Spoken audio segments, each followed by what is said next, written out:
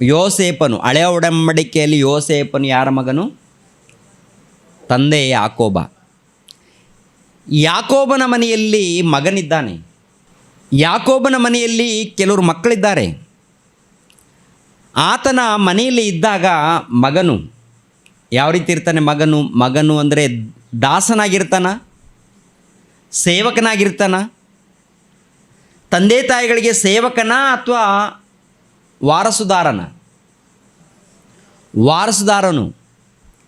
ತಂದೆ ತಾಯಿಗಳಿಗೆ ಮಕ್ಕಳಿದ್ದಾರಂದರೆ ಆ ಮಕ್ಕಳು ತಂದೆ ತಾಯಿಗಳಿಗೆ ವಾರಸದಾರರು, ತಂದೆಗೆ ಬಾಧ್ಯಸ್ಥರು. ಅಲ್ಲಿ ಮನೆಯಲ್ಲಿ ಸ್ವಾತಂತ್ರ್ಯ ಇರುತ್ತೆ, ಹೌದಲ್ವ? ತಂದೆ ಮನೇಲಿ ಏನಿರುತ್ತೆ ಹೇಳಿ? ಸ್ವಾತಂತ್ರ್ಯ ಎನ್ನುವಂಥದ್ದು ಇರುತ್ತೆ, ಭಯ ಇರಲ್ಲ, ಹಕ್ಕುದಾರ ಇರುತ್ತೆ. ತಂದೆಯ ಮನೆಯಲ್ಲಿ ಬಾಧ್ಯಸ್ಥನು. ಏನೇನಿರುತ್ತೆ ಪ್ರಿಯರೇ? ಮೊದಲನೇದಾಗಿ ಭಯ ಇರಲ್ಲ, ಎರಡನೇದಾಗಿ ಸ್ವತಂತ್ರ ಇರುತ್ತೆ, ಮೂರನೇದಾಗಿ ಆ ಮನೆಯಲ್ಲಿ ಬಾಧ್ಯಸ್ಥನು, ಹಕ್ಕುದಾರನು. ತಂದೆ ಏನಿದೆಯೋ ಅದರಲ್ಲಿ ಹಕ್ಕುದಾರ. ಇವಾಗ ಯೋಸೇಪನನ್ನು ಅಣ್ಣಂದಿರು ಮಾರ್ತಾರೆ. ಮಾರಿದಾಗ ಅವ್ರೇನು ಮಾಡ್ತಾರೆ ಅಂತ ನೋಡುವಾಗ ಐಗುಪ್ತ ದೇಶಕ್ಕೆ ಹೋಗಿ, ಅಂದರೆ ಯೋಸೇಪನನ್ನು ಕೊಂಡುಕೊಂಡವ್ರು ಅವ್ರೇನು ಮಾಡ್ತಾರಂದರೆ ಅಣ್ಣಂದಿರ ಮೂಲಕ ಕೊಂಡುಕೊಳ್ತಾರೆ. ಇವರೇನು ಮಾಡ್ತಾರೆ ಅಂತ ನೋಡುವಾಗ ಐಗುಪ್ತ ದೇಶದಲ್ಲಿದ್ದವರಿಗೆ ಮಾರ್ತಾರೆ.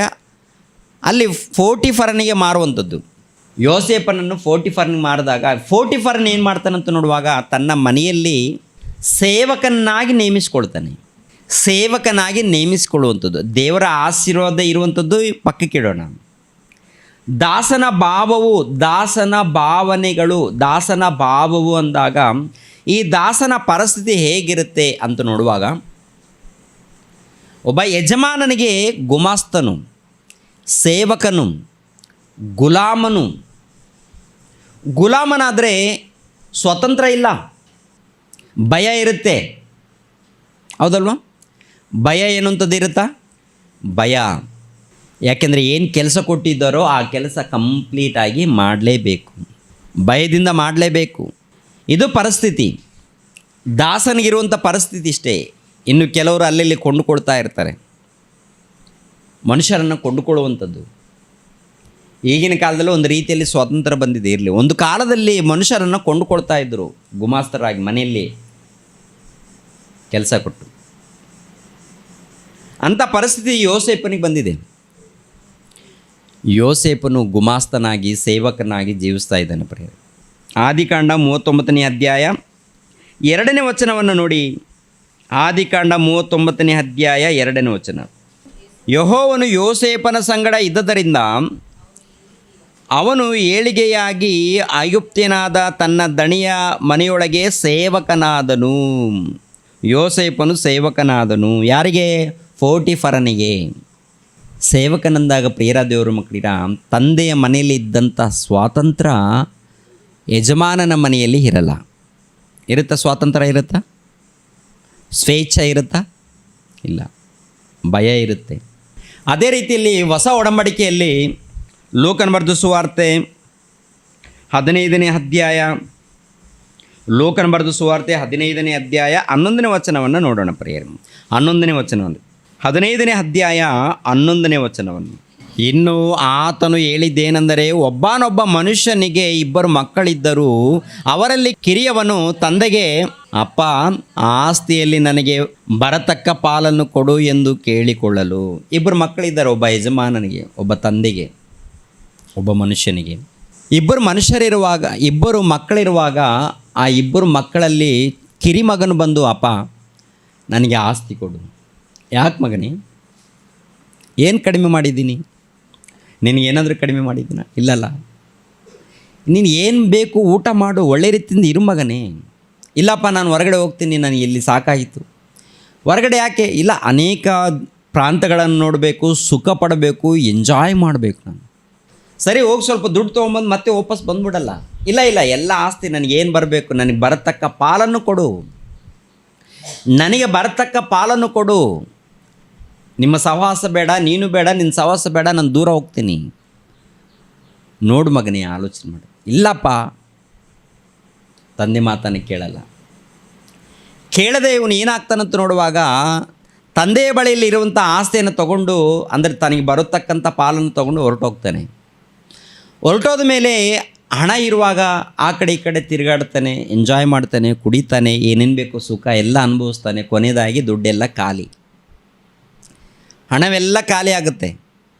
ಹಣ ಎಲ್ಲ ಖಾಲಿ ಆದಾಗ ಒಂದು ದಿನ ನೋಡ್ತಾನೆ, 2 ದಿನ ನೋಡ್ತಾನೆ, ಮತ್ತೆ ಯಾರು ಕೊಡ್ತಾರೆ ಬಂದು? ಯಾರು ಬಂದು ಕೊಡ್ತಾರೆ? ಸ್ನೇಹಿತರು ಕೊಡ್ತಾರಾ? ಯಾರು ಕೊಡ್ತಾರೆ? ಇಲ್ಲ. ಹಸಿವು ಸ್ಟಾರ್ಟ್ ಆಯಿತು. ಆ ಪ್ರಾಂತದಲ್ಲಿ ಬರಗಾಲ ಬಂದಿದೆ. ಆ ಮನುಷ್ಯನಿರುವಂಥ ಆ ಪ್ರಾಂತದಲ್ಲಿ ಬರಗಾಲ ಬಂದಿದೆ. ಇವು ಏನು ಮಾಡಬೇಕು? ಊಟಕ್ಕೆ ಗತಿ ಇಲ್ಲ. ಎಲ್ಲಾದರೂ ಕೆಲಸ ಕೊಡ್ತೀರಾ? ಎಲ್ಲಿ ಕೆಲಸ ಸಿಗ್ತಾ ಇಲ್ಲ. ಎಲ್ಲಿ ಕೆಲಸ ಸಿಗ್ತಾಯಿದೆ? ಅಣ್ಣ ನನಗೆ ಹಸಿವು ಆಗ್ತಾಯಿದೆ, ಸ್ವಲ್ಪ ಕೆಲಸ ಕೊಡಿ. ಊಟ ಕೊಡಿ, ಊಟ ಮಾಡಿದ್ಮೇಲೆ ನಿಮ್ಮ ಕೆಲಸ ಮಾಡ್ತೀನಿ. ಇಲ್ಲಪ್ಪ ನಮಗೇನೇ ಇಲ್ಲ ಊಟ, ನಿನಗೆಲ್ಲಿ ಕೊಡಲಿ? ಅಲ್ಲೆಲ್ಲಿ ಹೂಡಿಕೊಂಡು ಕೊನೆಯದಾಗಿ ಹಂದಿಗಳು ಮೇಯಿಸುವಂಥ ಯಜಮಾನನ ಬಳಿಯಲ್ಲಿ ಹೋದಾಗ ಅಲ್ಲಿ ಕೆಲಸ ಸಿಕ್ಕಿದೆ. ಏನು ಕೆಲಸ ಸಿಕ್ಕಿದೆ ಅಂತ ನೋಡುವಾಗ ಹಂದಿಗಳನ್ನು ಮೇಯಿಸುವಂಥದ್ದು. ಹಂದಿಗಳನ್ನು ಮೇಯಿಸುವಂಥದ್ದಾ? ಹೌದು. ಅಣ್ಣ ನನಗೆ ಹಸಿವು ಆಗ್ತಾಯಿದೆ, ಹಂದಿಗಳನ್ನು ಮೇಯಿಸ್ತೀನಿ, ಮೊದಲು ಊಟ ಕೊಡಿ ಅಣ್ಣ. ಮೊದಲು ಕೆಲಸ ಆಮೇಲೆ ಊಟ, ಮೊದಲು ಕೆಲಸ ಆಮೇಲೆ ಊಟ. ಮೇಯಿಸ್ಬೇಕು. ಹಸಿವು ಆಗ್ತಾಯಿದೆ, ಏನು ಪರಿಸ್ಥಿತಿ ಅಂತ ನೋಡುವ. ಕೊನೆಯದಾಗಿ ಈ ಹಂದಿಗಳು ತಿನ್ನುವಂಥ ಕಾಯಿಗಳನ್ನು ತಿಂದು ನನ್ನ ಹಸಿವನ್ನು ತೀರಿಸ್ಕೊಳ್ಬೇಕು ಅಂತೇಳಿ ಆಲೋಚನೆ ಮಾಡ್ತಾ ಇದ್ದಾನೆ. ಈ ಹಂದಿಗಳು ತಿನ್ನುವಂಥ ಪರಿಸ್ಥಿತಿ ಬಂದಾಗ ಏನ್ರಿ ಆ ಎಂಜಲನ್ನು ನೋಡಿ ಯಾರಾದರೂ ತಿಂತಾರ? ತಿನ್ನೋದಕ್ಕೆ ಇಷ್ಟಪಡ್ತಾರ? ಹಂದಿಗಳಂದ್ರೇ ಇಷ್ಟಪಡಲ್ಲ. ಹಾಗಿರುವಾಗ ಹಂದಿಗಳನ್ನು ಮೇಯಿಸುವಂಥದ್ದೇ ದೊಡ್ಡ ಪ್ರಾಬ್ಲಮ್ ಆಗಿದೆ. ಮನಸ್ಸನ್ನು ಸಾಯಿಸ್ಕೊಂಡು, ಅಂದರೆ ಅಲ್ಲಿ ಏನಪ್ಪ ಅಂತ ನೋಡುವಾಗ ಮನಸ್ಸನ್ನು ಸಂಪೂರ್ಣವಾಗಿ ಸಾಯಿಸ್ಕೊಂಡು ಹೊಟ್ಟೆಗೋಸ್ಕರ ಕೆಲಸ ಮಾಡಲೇಬೇಕು, ನಿರುವಿಲ್ಲ ಅವನಿಗೆ. ಇವಾಗ ಕೊನೆಯದಾಗಿ ಏನೋ ಒಂದು ಅದು ತಿನ್ನುವಂಥ ಹಂದಿಗಳು ತಿನ್ನುವಂಥದ್ದು ಪದಾರ್ಥ ತಿಂದು ನಾನು ಹೊಟ್ಟೆ ತುಂಬಿಸ್ಕೊಳ್ಬೇಕು ಅಂತ ಯೋಚನೆ ಮಾಡುವಾಗ ಆವಾಗ ಬುದ್ಧಿ ಬರುತ್ತೆ ಅವನಿಗೆ. ನಾನು ಸೀದಾ ನಮ್ಮಪ್ಪ ದೊಡ್ಡ ಶ್ರೀಮಂತನು, ನಮ್ಮ ತಂದೆ ದೊಡ್ಡ ಶ್ರೀಮಂತನು, ನನ್ನ ತಂದೆಯ ಮನೆಯಲ್ಲಿ ಬಹಳ ಮಂದಿ ಕೆಲಸಗಾರರಿದ್ದಾರೆ, ಎಲ್ಲರಿಗೂ ಆ ಕೆಲಸವನ್ನು ಕೊಡುವಂಥ ನಮ್ಮ ತಂದೆ, ಧಾರಾಳವಾಗಿ ಊಟವನ್ನು ಕೊಡುವಂಥ ನನ್ನ ತಂದೆ ಇದ್ದಾನೆ. ಅಂಥ ತಂದೆಯನ್ನು ಬಿಟ್ಟು ಇಲ್ಲಿಗೆ ಬಂದಿದ್ದೀನಲ್ಲ, ಇದು ಈ ದರಿದ್ರೆ ಆಗಬೇಕು ನನಗೆ ಅಂತೇಳಿ ಆಲೋಚನೆ ಮಾಡಿ ಹೋದ್ರೆ ನಮ್ಮಪ್ಪ ಸೇರಿಸ್ಕೊಳ್ತಾನ?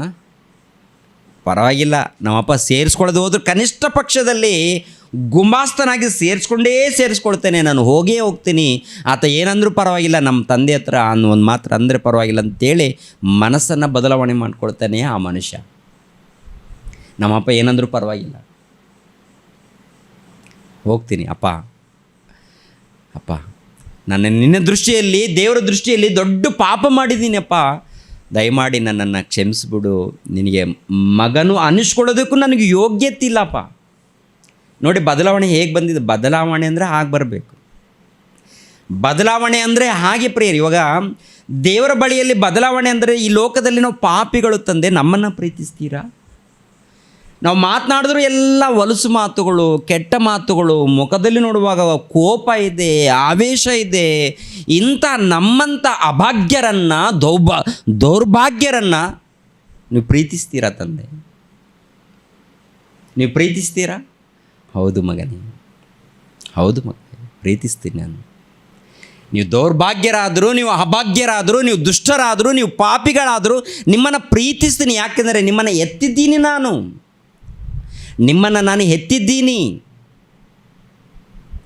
ನಮ್ಮನ್ನು ಎತ್ತಿದ್ದಾರೆ ದೇವರು. ಒಂದು ಸರಿ ಯೋಚನೆ ಮಾಡಿ ಪ್ರಿಯರ ದೇವ್ರ ಮಕ್ಕಳಿನ, ಆ ಮನುಷ್ಯನು ತನ್ನ ತಪ್ಪನ್ನು ಅರ್ಥ ಮಾಡಿಕೊಂಡು ನನ್ನ ತಂದೆಯ ಮನೆಗೆ ಹೋಗ್ತೇನೆ, ಗುಮಾಸ್ತನಾಗಿ ಕೆಲಸ ಮಾಡುತ್ತೇನೆ, ಅಪ್ಪನಿಗೆ ಕೇಳ್ಕೊಳ್ತೀನಿ ಖಂಡಿತವಾಗಿ, ಅಪ್ಪ ನಿನ್ನ ದೃಷ್ಟಿಯಲ್ಲಿ ನಾನು ಪಾಪ ಮಾಡಿದ್ದೀನಿ, ನಾನು ಪಾಪಿ, ನಿಮ್ಮ ವಿಷಯದಲ್ಲಿ ದೇವರ ವಿಷಯದಲ್ಲಿ ನಾನು ತಪ್ಪು ಮಾಡಿದ್ದೀನಪ್ಪ, ದಯಮಾಡಿ ನನ್ನನ್ನು ಕ್ಷಮಿಸು ಅಂಥೇಳಿ ಮನಸ್ಸಿನಲ್ಲಿ ಸಿದ್ಧನಾಗಿ ತಂದೆ ಬಳಿಯಲ್ಲಿ ಹೋಗ್ತಾನೆ. ಹೋಗುವಾಗ ದೂರದಿಂದ ಬರುವಂಥ ಮಗನನ್ನು ನೋಡಿ ತಂದೆ ಎಷ್ಟು ಉಲ್ಲಾಸ ರೀ, ನನ್ನ ಮಗ ಇವಾಗ ಬದಲಾವಣೆ ಆಗಿದ್ದಾನೆ, ಬರ್ತಾ ಇದ್ದಾನೆ, ನನ್ನ ಬಳಿಗೆ ಬರ್ತಾ ಇದ್ದಾನೆ.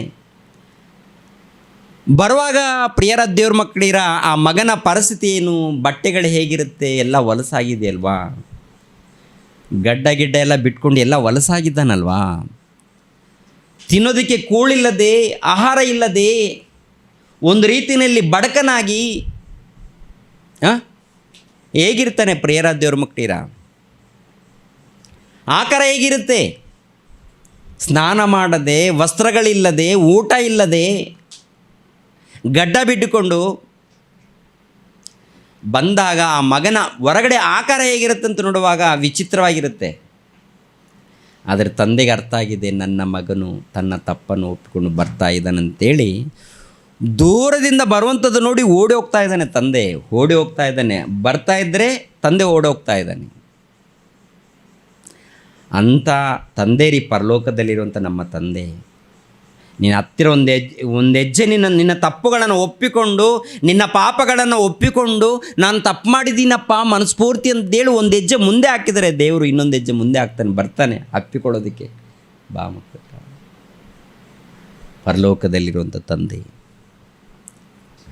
ಅಪ್ಪಿಕೊಳ್ಳೋದಕ್ಕೆ ಕರೀತಾನೆ. ಬಾ ಮಕ್ಕಳಿರ,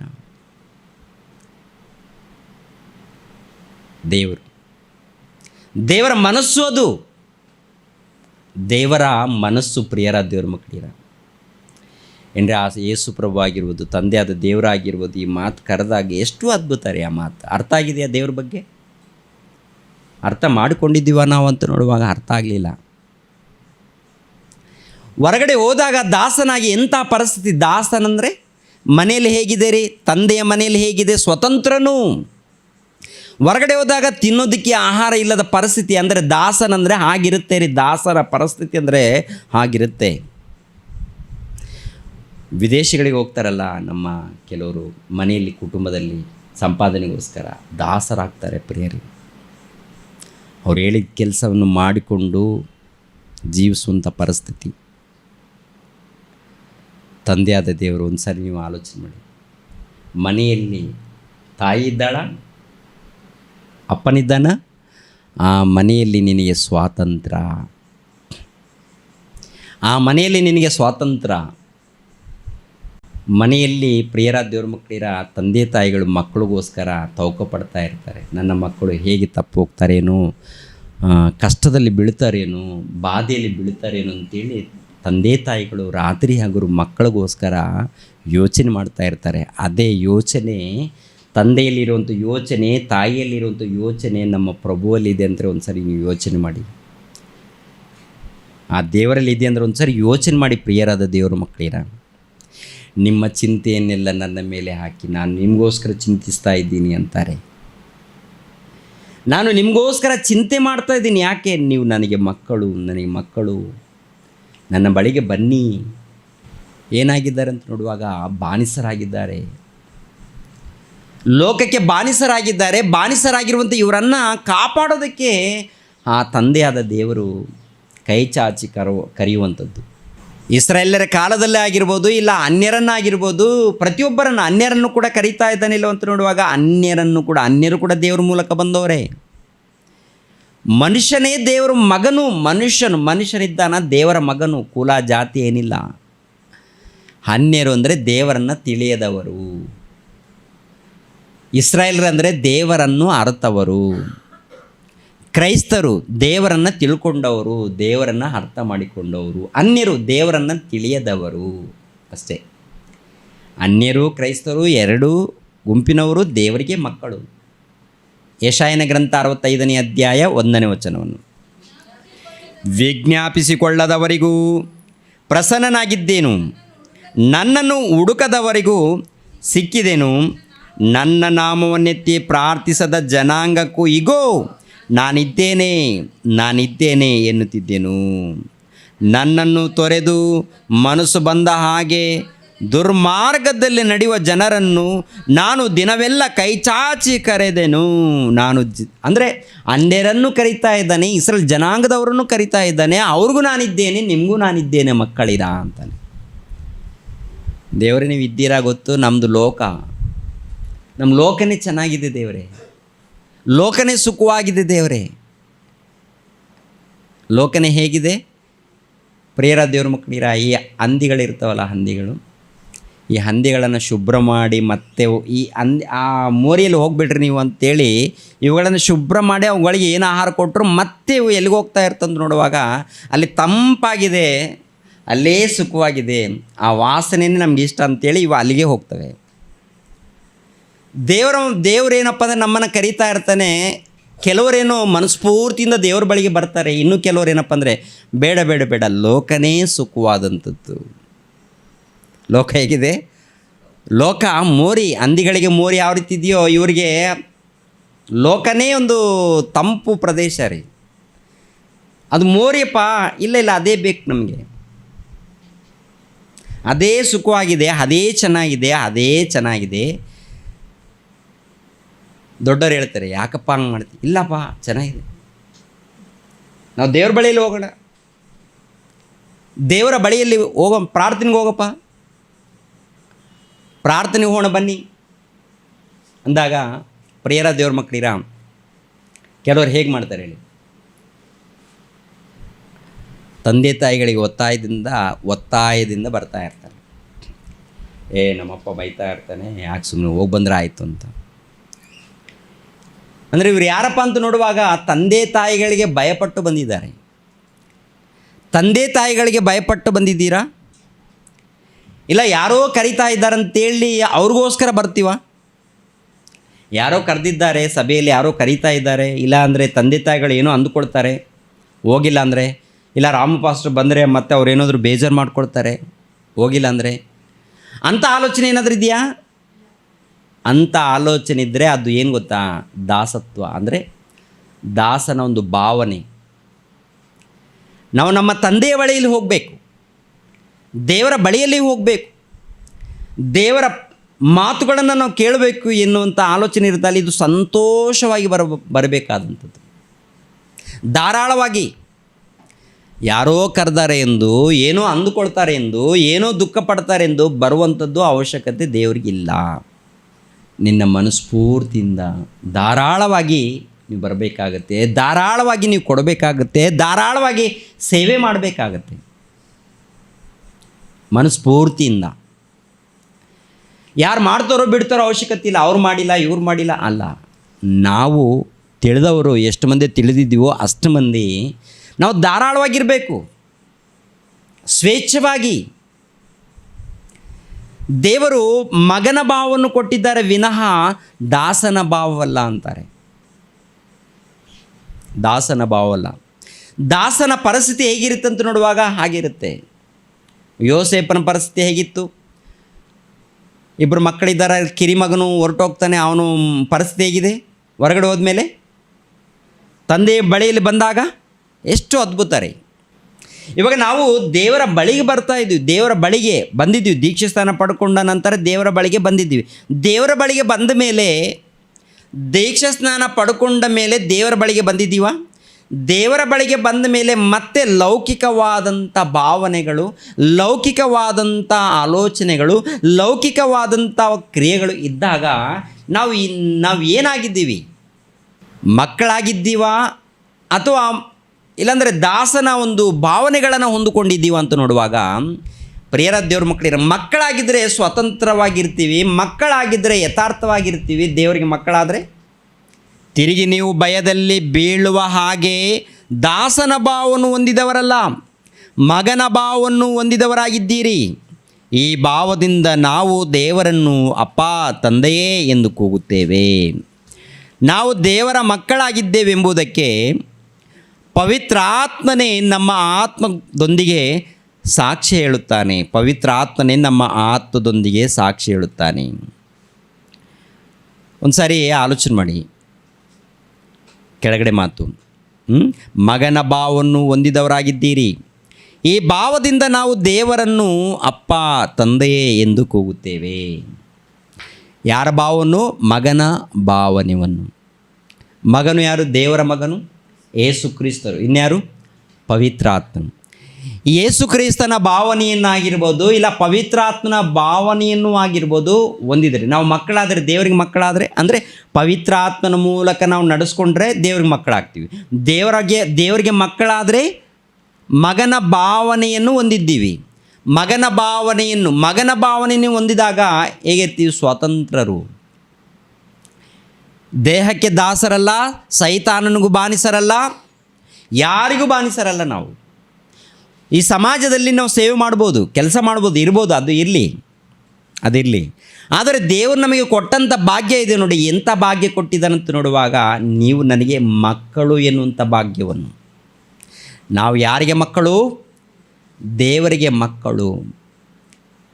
ದೇವರಿಗೆ ಮಕ್ಕಳು ಅಂದರೆ ದೇವರು ಹೇಗಿದ್ದಾರೆ ಪ್ರಿಯರೇ? ದೇವರು ಎಂಥವರು? ಆಕಾಶ ಮಹಾ ಆಕಾಶ ಸಹಿತ ಇಡಿಸಲಾರದ ಮಹಾದೇವರು, ಮಹಾಶಕ್ತನಾಗಿರುವಂತಹ ಆತನಿಗೆ ನಾವು ಮಕ್ಕಳಾಗಿದ್ದೀವಿ. ಮಹಾಶಕ್ತನಾಗಿರುವಂಥ ಆತನಿಗೆ ನಾವೇನಾಗಿದ್ದೀವಿ ಪ್ರಿಯರೇ? ಮಕ್ಕಳಾದಾಗ, ದೇವರಿಗೆ ಮಕ್ಕಳಾದಾಗ ಈ ದಾಸನ ಸ್ವಭಾವ ನಮ್ಮಲ್ಲಿರಬೇಕಾ? ದಾಸನ ಹೋಲಿಕೆ, ದಾಸನ ಸ್ವಭಾವಗಳಿರಬೇಕಾ? ದಾಸನ ಹೋಲಿಕೆ ಅಲ್ಲ, ದಾಸನ ಸ್ವರೂಪ ಅಲ್ಲ, ದಾಸನ ಏನ್ರಿ ಸ್ವಭಾವಗಳಲ್ಲ, ಮಗನ ಸ್ವಭಾವ ಅಂದರೆ ಪವಿತ್ರ ಆತ್ಮನಲ್ಲಿರುವಂಥ ಸ್ವಭಾವಗಳು, ಇಲ್ಲಾಂದರೆ ಯೇಸು ಕ್ರಿಸ್ತನಲ್ಲಿರುವಂಥ ಸ್ವಭಾವಗಳು, ಆತನ ಗುಣಗಳು ನಮ್ಮಲ್ಲಿ ಪ್ರತಿಯೊಬ್ಬರಲ್ಲಿ ಕೂಡ ಕಾಣಬೇಕಂತೆ. ಪ್ರತಿಯೊಬ್ಬರಲ್ಲಿ. ಇವಾಗ ಆ ದೇವರಿಗೆ ಮಕ್ಕಳಾದರೆ ಎಷ್ಟು ದೊಡ್ಡ ಭಾಗ್ಯ ಪ್ರಿಯರೇ! ಸ್ವಲ್ಪನ ದೊಡ್ಡದ? ಆ ತಂದೆಗೆ ನಾವು ಮಕ್ಕಳಾಗುವಂಥದ್ದು ಇದೆಯಲ್ಲ, ಅದು ಮಹಾ ದೊಡ್ಡ ಭಾಗ್ಯ. ಅದು ಅಂಥ ದೊಡ್ಡ ಭಾಗ್ಯವನ್ನು, ಶ್ರೇಷ್ಠ ಭಾಗ್ಯವನ್ನು ದೇವರು ನಮಗೆ ಕೊಟ್ಟಾಗ ಅದನ್ನು ನಾವು ಏನು ಮಾಡ್ತಾ ಇದ್ದೀವಿ? ಕಳ್ಕೊಳ್ತಾ ಇದ್ದೀವಾ? ಕಾಪಾಡಿಕೊಳ್ತಾ ಇದ್ದೀವ? ಅದು ಯೇಸು ಕ್ರಿಸ್ತರು ತನ್ನ ಪ್ರಾಣವನ್ನು ಬಲಿ ಮಾಡಿರುವುದರಿಂದ, ತ್ಯಾಗ ಮಾಡಿರುವುದರಿಂದ ಇಂಥ ದೊಡ್ಡ ಭಾಗ್ಯವನ್ನು ನಮಗೆ ಕಲ್ಪಿಸಿ ಕೊಟ್ಟಿದ್ದಾರೆ. ರೋಮಾಪುರದವರಿಗೆ ಬರೆದ ಪತ್ರಿಕೆ 5ನೇ ಅಧ್ಯಾಯ 6ನೇ ವಚನ. ನಾವು ಆಸಕ್ತರಾಗಿದ್ದಾಗಲೇ ಕ್ರಿಸ್ತನು ನೇಮಿತ ಕಾಲದಲ್ಲಿ ಭಕ್ತಿಹೀನರಿಗೋಸ್ಕರ ಪ್ರಾಣ ಕೊಟ್ಟನು. ನೀತಿವಂತರಿಗೋಸ್ಕರ ಯಾರಾದರೂ ಪ್ರಾಣ ಕೊಡುವುದು ಅಪರೂಪ, ಉಪಕಾರಿಗೋಸ್ಕರ ಪ್ರಾಣ ಕೊಡುವುದಕ್ಕೆ ಯಾವನಾದರೂ ಧೈರ್ಯ ಮಾಡಿದರೂ ಮಾಡ್ಯಾನು. ಆದರೆ ನಾವು ಪಾಪಿಗಳಾಗಿದ್ದಾಗಲೂ ಕ್ರಿಸ್ತನು ನಮಗೋಸ್ಕರ ಪ್ರಾಣ ಕೊಟ್ಟದರಲ್ಲಿ ದೇವರು ನಮ್ಮ ಮೇಲೆ ತನಗಿರುವ ಪ್ರೀತಿಯನ್ನು ಸಿದ್ಧಾಂತಪಡಿಸಿದ್ದಾನೆ. ಈಗ ನಾವು ಆತನ ರಕ್ತದಿಂದ ನೀತಿವಂತರಾಗಿರಲಾಗಿ ಆತನ ಮೂಲಕ ಬರುವ ಕೋಪಕ್ಕೆ ತಪ್ಪಿಸಿಕೊಳ್ಳುವುದು ಮತ್ತು ನಿಶ್ಚಯವಲ್ಲವೇ? ದೇವರಿಗೆ ವೈರಿಗಳಾಗಿದ್ದ ನಾವು ಆತನ ಮಗನ ಮರಣದ ಮೂಲಕ ಆತನೊಂದಿಗೆ ಸಮಾಧಾನವಾಗಿರಲಾಗಿ ಆತನ ಕೂಡ ಸಮಾಧಾನವಾದ ನಮಗೆ ಆ ಮಗನಿಗಿರುವ ಜೀವದಿಂದ ರಕ್ಷಣೆಯಾಗುವುದು ಅಂತಾರೆ. ಅಂದರೆ ಇವರು ಯೇಸುಕ್ರಿಸ್ತರು ನಮ್ಮೆಲ್ಲರನ್ನು ಕಾಪಾಡೋದಕ್ಕೆ, ರಕ್ಷಣೆ ಮಾರ್ಗದಲ್ಲಿ ನಡೆಸೋದಕ್ಕೆ ಮಗನ ಸ್ಥಾನವನ್ನು, ಮಕ್ಕಳ ಸ್ಥಾನವನ್ನು ಕಲ್ಪಿಸಿಕೊಡೋದಕ್ಕೆ ತ್ಯಾಗ ಆಗಿರುವಂಥದ್ದು. ಇಂಥ ದೊಡ್ಡ ಭಾಗ್ಯವನ್ನು ನಾವು ಕಳ್ಕೊಳ್ತಾ ಇದ್ದೀವಾ ಅಥವಾ ಕಾಪಾಡಿಕೊಳ್ತಾ ಇದ್ದೀವಾ ಎನ್ನುವಂಥದ್ದು ಪ್ರತಿಯೊಬ್ಬರು ಕೂಡ ಯೋಚನೆ ಮಾಡಬೇಕಾಗುತ್ತೆ. ಪ್ರತಿಯೊಬ್ಬರು ಆಲೋಚನೆ ಮಾಡಬೇಕಾಗುತ್ತೆ. ಏನ್ರಿ, ಇವಾಗ ದಾಸನ ಬಗ್ಗೆ ಅಂತ ಅಂದಾಗ ದಾಸನ ಭಾವನೆಗಳು ಅಂದಾಗ ಗೊತ್ತಾಯಿತು. ಅದೇ ಭಾವನೆ ಇದ್ದಾಗ ನಮ್ಮ ಹತ್ರ ಸ್ವಾತಂತ್ರ್ಯ ಇಲ್ಲ. ಇವಾಗ ದೇವರ ಬಳಿಗೆ ಬರಬೇಕಾದ್ರೆ ಸ್ವತಂತ್ರವಾಗಿ ಬರ್ತಾ ಇದ್ದೀವಾ ಅಥವಾ ಏನಾದರೂ ಭಯ ಇಟ್ಕೊಂಡು ಬರ್ತಾ ಇದ್ದೀವಾ? ಭಯ ಅವಶ್ಯಕತೆ ಇಲ್ಲ. ನಾವು ದೇವರ ಬಳಿಗೆ ಹೋಗ್ತಾ ಇದ್ದೀವಿ. ಭಯ ಯಾವಾಗಿರುತ್ತೆ ಅಂದರೆ ಪಾಪ ಮಾಡಿದಾಗ, ತಪ್ಪುಗಳು ಮಾಡಿದಾಗ, ಪಾಪ ಮಾಡಿದಾಗ, ದೇವರಿಗೆ ವಿರುದ್ಧವಾಗಿ ನಡ್ಕೊಂಡಾಗ ಭಯ ಇರುತ್ತೆ. ಪ್ರಿಯರೇ, ಯಾವಾಗ ನಾವು ದೀಕ್ಷಾಸ್ಥಾನ ಪಡ್ಕೊಂಡಿದ್ದೀವೋ ಅವತ್ತು ನಾವು ದೇವರಿಗೆ ಮಕ್ಕಳಾಗಿದ್ವಿ. ದೇವರಿಗೆ ಮಕ್ಕಳಾಗಿರುವಂಥ ನಾವು ಪ್ರತಿನಿತ್ಯ ಯಥಾರ್ಥವಾಗಿ ಜೀವಿಸಬೇಕು ಅಂತಲೇ ಹೇಳ್ತಾರೆ. ಮಗನ ಭಾವನೆ ಇವಾಗ ಯೇಸು ಕ್ರಿಸ್ತರು ಮಗನು, ಪವಿತ್ರಾತ್ಮನ ಮಗನು, ನಾವು ಕೂಡ ಮಕ್ಕಳಾಗಿರುವಂಥ ನಾವು ಮಕ್ಕಳ ಭಾವನೆ ಇರಬೇಕು. ಮಕ್ಕಳ ಭಾವನೆ ಇದ್ದಾಗ ದೇವರ ಬಳಿಯಲ್ಲಿ ನಾವು ಏನಾಗ್ತೀವಿ ಅಂತೇಳಿದರಲ್ಲಿ ನೋಡಿ, ಅಲ್ಲಿ ಅದೇ 8ನೇ ಅಧ್ಯಾಯ ಕೆಳಗಡೆ ಮಾತು, 8ನೇ ಅಧ್ಯಾಯ 16ನೇ ವಚನ, 8:16. ನಾವು ದೇವರ ಮಕ್ಕಳಾಗಿದ್ದೇವೆಂಬುದಕ್ಕೆ ಪವಿತ್ರಾತ್ಮನೇ ನಮ್ಮ ಆತ್ಮದೊಂದಿಗೆ ಸಾಕ್ಷಿ ಹೇಳುತ್ತಾನೆ. ಮಕ್ಕಳಾಗಿದ್ದರೆ ಬಾಧ್ಯರಾಗಿದ್ದೇವೆ. ಯಾರಿಗೆ ಬಾಧ್ಯರು? ದೇವರಿಗೆ ಬಾಧ್ಯರು, ಕ್ರೈಸ್ತನೊಂದಿಗೆ ಬಾಧ್ಯರು. ಹೇಗೆಂದರೆ ಕ್ರೈಸ್ತನಿಗೆ ಸಂಭವಿಸಿದ ಬಾಧೆಗಳಲ್ಲಿ ನಾವು ಪಾಲುಗಾರರಾಗುವುದಾದರೆ ಆತನ ಮಹಿಮೆಯಲ್ಲಿಯೂ ಪಾಲುಗಾರರಾಗುವೆವು. ಆತನ ಮಹಿಮೆಯಲ್ಲಿಯೂ ಪಾಲುಗಾರರಾಗುವೆವು. ಅಂದರೆ ಕೆಳಗಡೆ ಒಂದು ವಿಷಯವನ್ನು ಹೇಳುವಂಥದ್ದು. ಇವಾಗ ದೇವರಿಗೆ ನಾವು ಮಕ್ಕಳಾಗಿದ್ದೇವೆ ಅಂದರೆ ಯೇಸು ಕ್ರಿಸ್ತರ ಮೂಲಕ ಬಾಧ್ಯರಾಗಿದ್ದೀವಿ, ತಂದೆಗೆ ಬಾಧ್ಯರಾಗಿದ್ದೀವಿ, ಯೇಸು ಕ್ರಿಸ್ತರಿಗೆ ಬಾಧ್ಯರಾಗಿದ್ದೀವಿ. ಅಂದರೆ ಈ ಒಂದು ಮನೆಯಲ್ಲಿ ಮಗನಿರ್ತಾನಲ್ಲ, ಮಗನು ಒಂದು ದೊಡ್ಡ ಮನೆಯಲ್ಲಿ ಮಗನು, ಒಂದು ಶ್ರೀಮಂತರ ಮನೆಯಲ್ಲಿ ಮಕ್ಕಳಿರ್ತಾರಲ್ಲ, ಈ ಮಕ್ಕಳು ತಂದೆಗೆ ಏನ್ರಿ ವಾರಸುದಾರರು.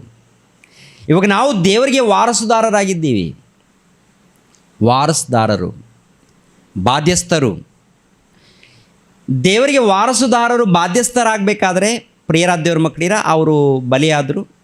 ಎರಡನೇದಾಗಿ ಬಲಿ ಆದಮೇಲೆ ನಾವು ತಿಳ್ಕೊಂಡ ಮೇಲೆ ಇವಾಗ ವಾಕ್ಯದ ಪ್ರಕಾರ ಇಲ್ಲಾಂದರೆ ಪವಿತ್ರಾತ್ಮ ನಡ್ಕೊಂಡಾಗ ಬಾಧ್ಯಸ್ಥರಾಗ್ತೀವಿ. ಅದನ್ನು ಕಾಪಾಡ್ಕೊಳ್ಬೇಕು, ಉಳಿಸ್ಕೊಳ್ಬೇಕಾದ್ರೆ ದೇವರಿಗೆ ಬಾಧ್ಯರು, ಕ್ರೈಸ್ತನೊಂದಿಗೆ ಬಾಧ್ಯರು. ಹೇಗೆಂದರೆ ಕ್ರೈಸ್ತನಿಗೆ ಸಂಭವಿಸಿದ ಬಾಧೆಗಳಲ್ಲಿ ನಾವು ಪಾಲುಗಾರರಾಗಿರುವುದಾದರೆ ಆತನ ಮಹಿಮೆಯಲ್ಲಿಯೂ ಪಾಲುಗಾರರಾಗುವೆವು. ಅಂದರೆ ಯೇಸು ಕ್ರಿಸ್ತರು ಮರಣದಲ್ಲಿ ಪಾಲುಗಾರರಾಗಿದ್ದಾರಲ್ಲ, ಯೇಸು ಕ್ರಿಸ್ತರು ಎಲ್ಲಿ? ಮರಣದಲ್ಲಿ ಮರಣ ಹೊಂದಿದ್ದಾರೆ. ಈ ಮರಣದಲ್ಲಿ ನಾವು ಕೂಡ ಏನಾಗಬೇಕಂತೆ? ಪಾಲುಗಾರರಾಗಬೇಕಂತೆ. ಮರಣದಲ್ಲಿ ಪಾಲುಗಾರರು. ನಾವು ಯಾವುದರಲ್ಲಿ ಪಾಲುಗಾರರಾಗ್ತಾ ಇದ್ದೀವಿ? ರೊಟ್ಟಿಯಲ್ಲಿ ಪಾಲುಗಾರರಾಗ್ತಾ ಇದ್ದೀವಿ, ದ್ರಾಕ್ಷಾರಸದಲ್ಲಿ ಪಾಲುಗಾರರಾಗ್ತಾ ಇದ್ದೀವಿ, ಹಾಡುಗಳಲ್ಲಿ ಪಾಲುಗಾರರಾಗ್ತಾ ಇದ್ದೀವಿ, ಏನೋ ಸ್ವಲ್ಪ ಕಾಣಿಕೆ ಕೊಡುವುದರಲ್ಲಿ ಕೂಡ ಪಾಲುಗಾರರಾಗ್ತಾ ಇದ್ದೀವಿ, ವಾಕ್ಯ ಓದೋದರಲ್ಲಿ, ಶ್ರಮೆಯಲ್ಲಿ ಪಾಲುಗಾರರಾಗ್ತಾ ಇದ್ದೀವ? ಶ್ರಮೆಯಲ್ಲಿ ಪಾಲುಗಾರರು, ಹಾಡಿನಲ್ಲಿ ಒಂದು ರೀತಿಯಲ್ಲಿ ಓಕೆ, ವಾಕ್ಯ ಓದುವುದರಲ್ಲಿ ಅದೊಂದು ರೀತಿಯಲ್ಲಿ ಓಕೆ, ಇನ್ನೇನಪ್ಪ ಏನೋ ಸ್ವಲ್ಪ ಕಾಣಿಕೆ ಕೊಡೋದ್ರಲ್ಲಿ ಓಕೆ, ಅಲ್ಲಿ ಒಂದು ಸ್ವಲ್ಪ ಇದೆ. ಇಲ್ಲಿ ಗಮನಿಸಬೇಕು. ಹೇಗೆಂದರೆ ಕ್ರೈಸ್ತನಿಗೆ ಸಂಭವಿಸಿದ ಬಾಧೆಗಳಲ್ಲಿ ನಾವು ಪಾಲುಗಾರರಾಗುವುದಾದರೆ ಆತನ ಮಹಿಮೆಯಲ್ಲಿ ಪಾಲುಗಾರರಾಗುವೆವು. ಕ್ರೈಸ್ತನು, ಪ್ರಿಯರಾದ ದೇವರ ಮಕ್ಕಳಿರ, ಕ್ರೈಸ್ತನಿಗೆ ಸಂಭವಿಸಿದ ಬಾಧೆಗಳಲ್ಲಿ ನಾವು ಪಾಲುಗಾರರಾಗಬೇಕಂತೆ. ಎಷ್ಟು ಬಾಧೆಗಳು, ಎಷ್ಟು ಹಿಂಸೆಗಳು ಅಂತ ನೋಡುವಾಗ ಏನ್ರಿ, ಆತನು ಹುಟ್ಟಿದಂದಿನಿಂದ ಹಿಂಸೆಗಳು ಪ್ರಾರಂಭವಾಗಿದೆಯಾ? ಯಾವಾಗ ಹುಟ್ಟಿದ್ದಾರೋ ಅಂದಿನಿಂದ ಯೇಸು ಕ್ರಿಸ್ತರನ್ನು ಕೊಂದಾಗಬೇಕು. ಆಮೇಲೆ ದೊಡ್ಡವರಾದ ಮೇಲೆ ಶ್ರಮೆಗಳು, ಹಿಂಸೆಗಳು, ಶೋಧನೆಗಳಿದೆಯಾ?